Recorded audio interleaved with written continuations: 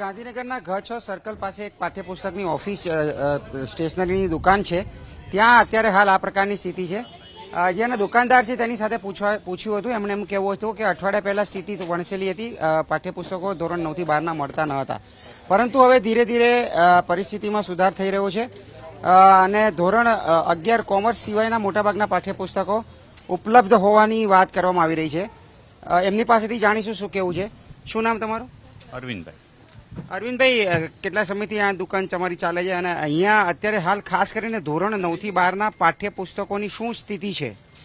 અમારી લગભગ છેલ્લા 25 વર્ષથી આ દુકાન ચાલુ છે અને જો ને 11 કોમર્સ અને 11 સાયન્સ એના પુસ્તકો હજી શોર્ટેજમાં છે, બાકી બધા આવી ગયા છે.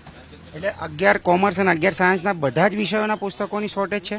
ના, એમાં એક BA નથી આવ્યું, વાણિજ્ય વ્યવસ્થા, આંકડાશાસ્ત્ર, SP અને કોમ્પ્યુટર.